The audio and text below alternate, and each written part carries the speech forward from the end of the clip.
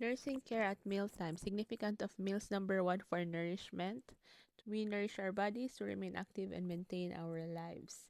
Number 2, eating food orally will stimulate the cerebrum and help establish the rhythm of life. Number 3 is one of the joys of life. Ika nga, di ba nila, food is life.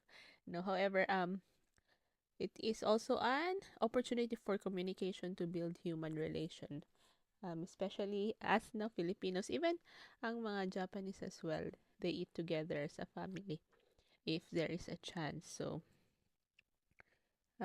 same sa mga matatanda sa Home for the Aged, if capable pa po sila or binabangon talaga yung iba ng mga caregivers papunta sa shokudo or sa dining area. And that's the time na nagkakaroon sila ng communication with other older people. Thus, na i-improve or na-encourage po yung social skills ng mga matatanda. So, those are the significance of meals. Lumabas po sa exam yung opportunity for communication. Flow of eating and swallowing. So, first one is anticipatory stage. The color, shape, and smell of the food is recognized using our senses, no? So, sense of sight, and then smell as well, and then touch, tactile. The saliva is excreted. So, sa Japan po, very particular sila sa presentation ng food.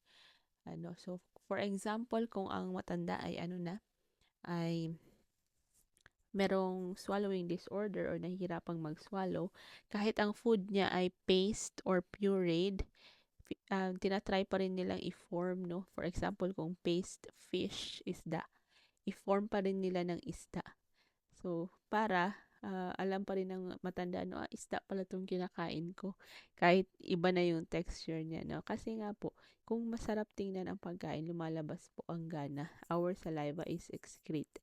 So, this one is, ano pa lang po ito, no? Before eating.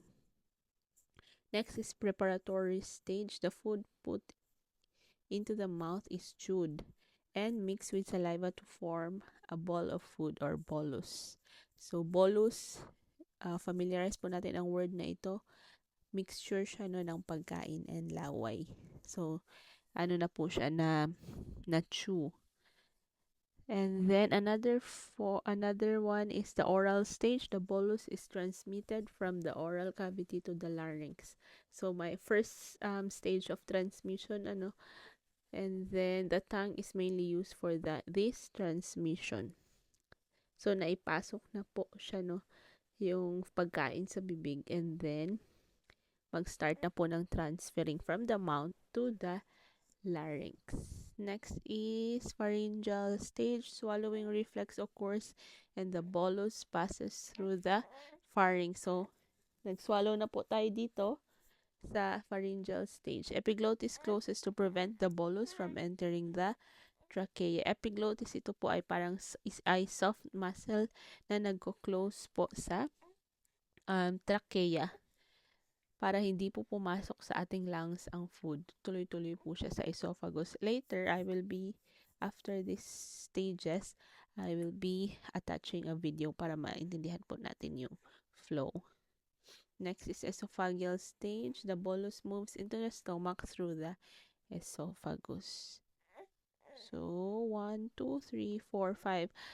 Take note po tayo sa pharyngeal stage kung saan po yung epiglottis ay na-mention kasi lumabas po sa exam ang epiglottis. Sa anong stage po ba nagwo-work ang epiglottis?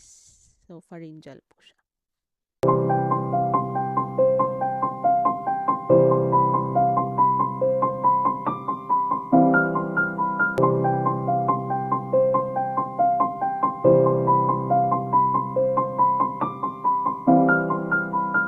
Actuality of mealtime assistant. Mga points to remember na po tayo. Number 1, confirm the user's food likes and dislikes. Number 2, be careful kasi nga there may be things the users must not eat. So, posibleng bawal siya dito, may allergies siya dito, or diabetic ba siya, bawal siya ng too much salt, and etc. So, ayun, careful po tayo na hindi tayo magkamali na pag-deliver ng food, ano. So, sa Home for the Aged naman, like, I will be sharing my experience, no. Ang pagkain namin ay dinideliver na lang siya with nameplate na po yun. So, example, Tanakasang, sa nameplate, may nakalagay dun kung ano yung mga bawal sa kanya, and may nakalagay kung kailangan ba niyang uminom ng gamot bago siya kumain ito or hindi. So, pag tingin nyo sa food, bakit parang mali to, hindi ito. So, before nyo pa ibigay sa no, sa matanda yung kanyang tray, kasi naka-tray po yung food nila, check mo muna yung nameplate. No, kasi nga, pag nagkamali po kayo ng bigay ng food, considered as accident po siya. Next is cook food soft enough or cut it small enough to make it easy to eat. So, kailangan po no yung form ng food. It can be pureed, it can be, ano ba yan? It can be mince. So, iba-iba po ang mga form. Depende po sa swallowing ability ng matanda. So, kung soft ang dapat sa kanya, soft, make sure nga soft din po ang ibibigay, isi-serve ninyo. And then, take care to serve warm food, warm, and cold food, cold. So, example, ramen, masarap siya na warm. So, dapat warm pa lang. Warm no mama, no? At tatakay mama nyo siya i-serve. Pag ice cream naman ang isi-serve, kailangan malamig siya, obviously. So, ayan.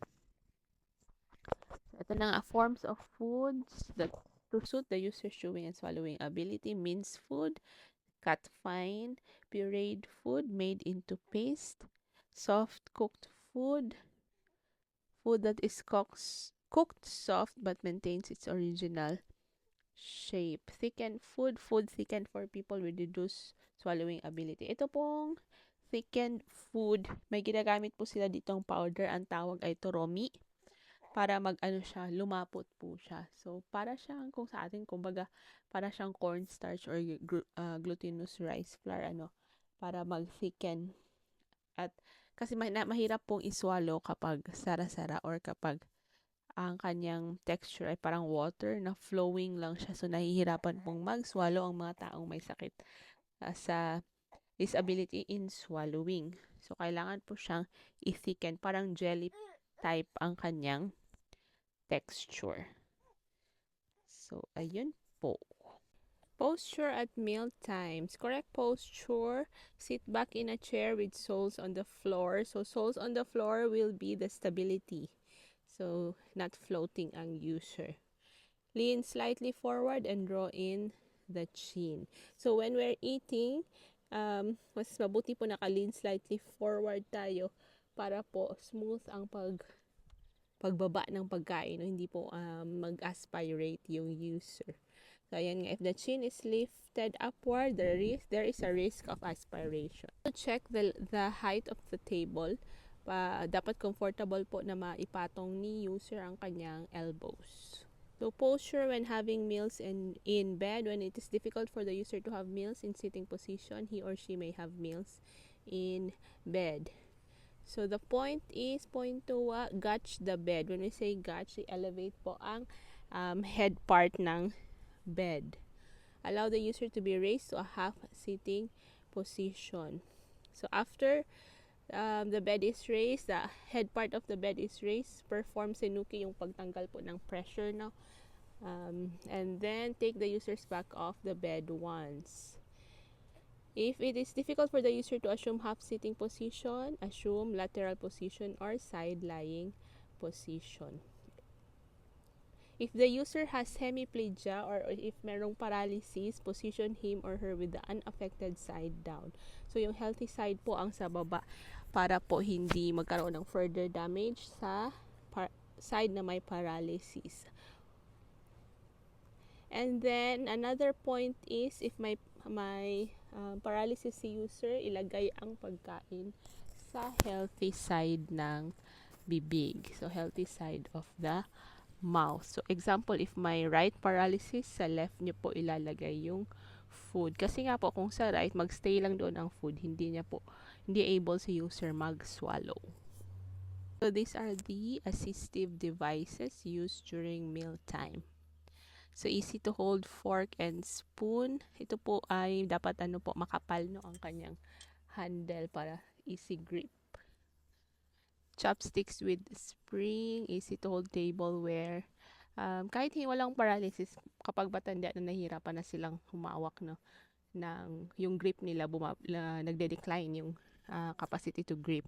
So, mas better po if may handle na ang kanilang mga mugs or baso.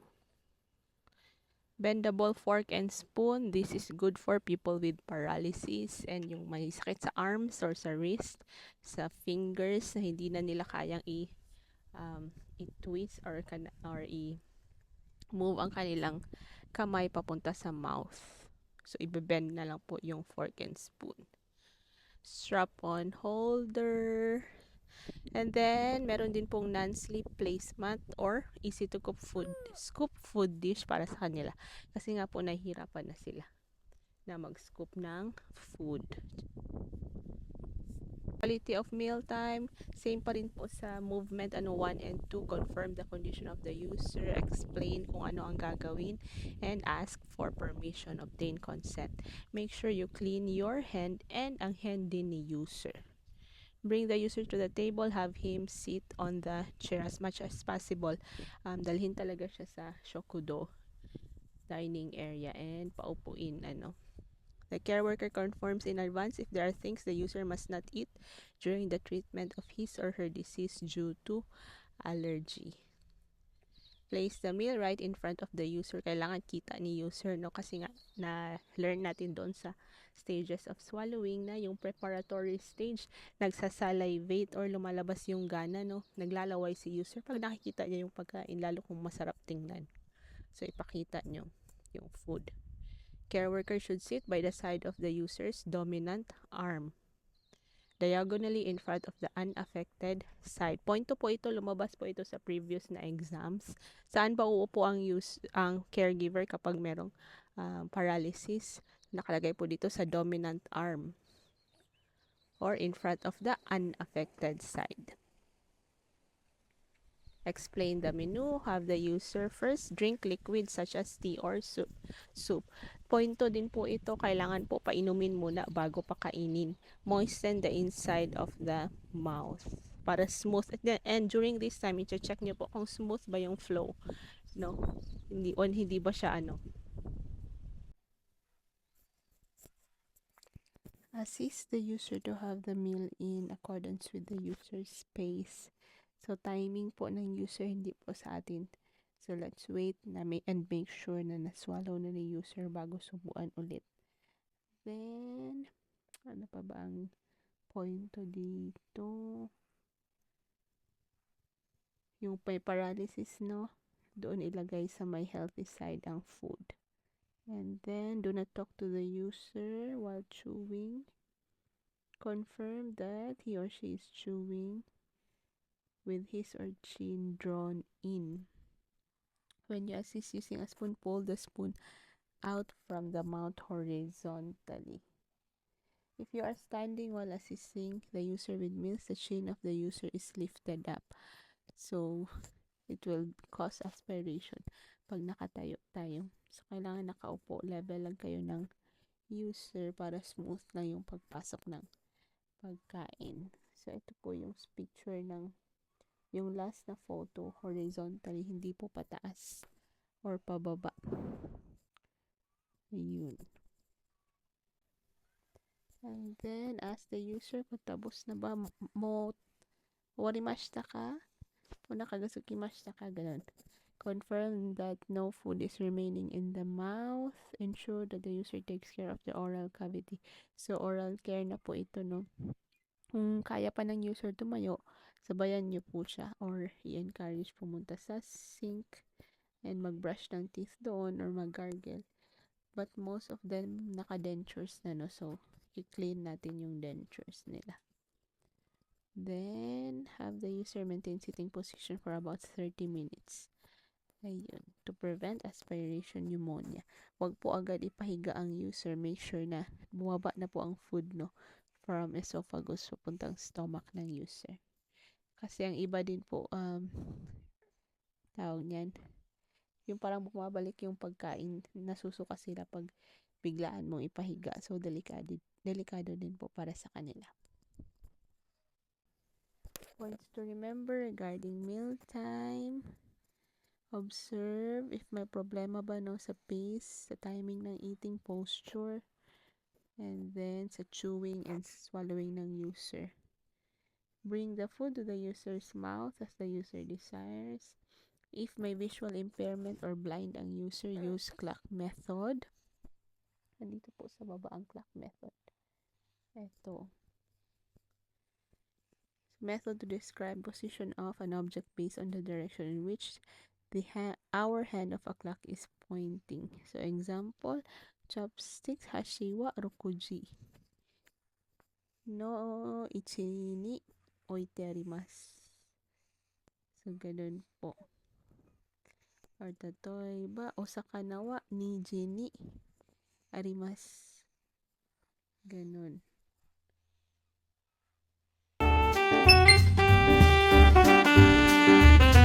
足を床にしっかりつけてもらおう。少し前かがみになってもらいます。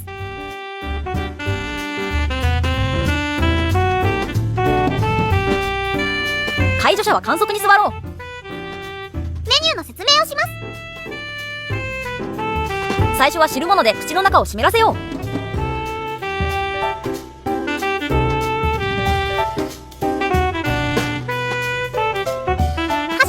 斜め下から持っていきます。上や正面からだと自然に顎が上がって誤嚥しやすくなるぞ。食べ物は検測に入れます。深く入れすぎないよう注意しよう。飲み込みを確認します。口の中に食べ物が残っていないことを必ず確認しよう。食べたいものを尋ねながら食事を進めます。最後にお茶を飲んでもらおう。